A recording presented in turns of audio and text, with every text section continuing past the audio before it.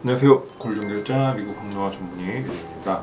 오늘은 이글스 신드롬에 대해서 한번 이야기를 해보려고 하는데요.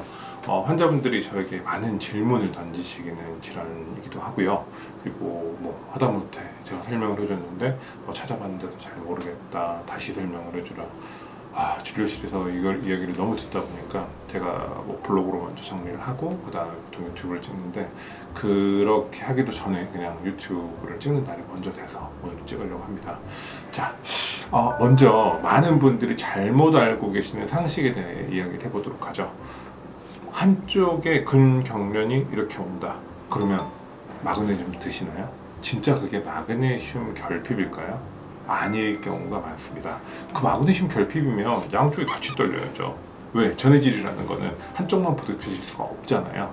근데 한쪽만 떨린다? 그러면 신경의 문제일 가능성이 높겠죠.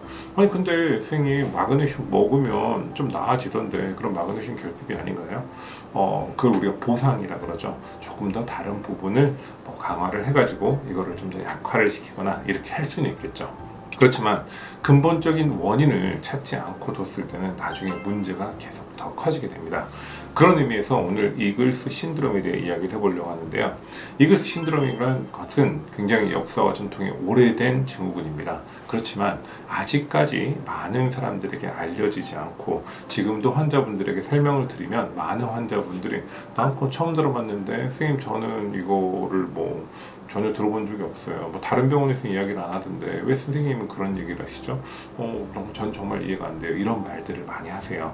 하다못해 치료에 대한 경과가 좀 더디게 나오거나 이럴 때도 충분히 설명을 드렸음에도 불구하고 환자분들이 잘 못 따라오시는 경우들도 많이 있습니다. 첫 번째, 이글스 신드롬이라는 거의 정의에 앞서서 이게 있으면 대부분 수술적인 치료만 가능하다고 대부분 나와 있어요.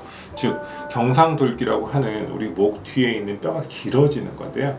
이 뼈가 길어져 가지고 정상적인 길이가 2에서 2.5 이렇게 말을 해요. 근데 한 3cm 이상 길어져 가지고 경추 1번이나 2번 아래쪽까지 내려와서 그 신경을 누르면서 혹은 주변의 동맥이나 이런 것들을 자극을 하면서 문제가 되는 것들을 말합니다. 그러면서 어떻게 돼요? 동맥이 좀 안 좋아지고 뭘 하게 되면 이쪽에서 이제 피부 트러블도 많이 생기고요. 그 다음에 정맥을 누르게 되면 여기가 좀 잘 붓게 되고요. 그 다음에 신경을 누르게 되면 살에 들리는 사람들, 사례가 잘 들려요. 거기서는 글로서 파린지얼 너브라는 것도 있고 하이포글로살 너브라는 것도 있어요. 여러 가지 신경들이 눌리면서 그런 증상들이 발생하고요.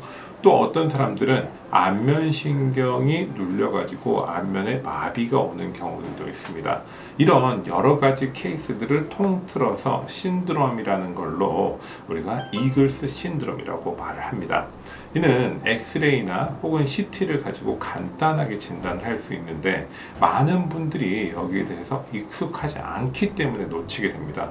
자, 제일 황당한 거는요. 선생님, 다른 데서는 없는데 왜 선생님이 있다 그래요? 저는 발견해주고 고맙다는 이야기를 못 들어요.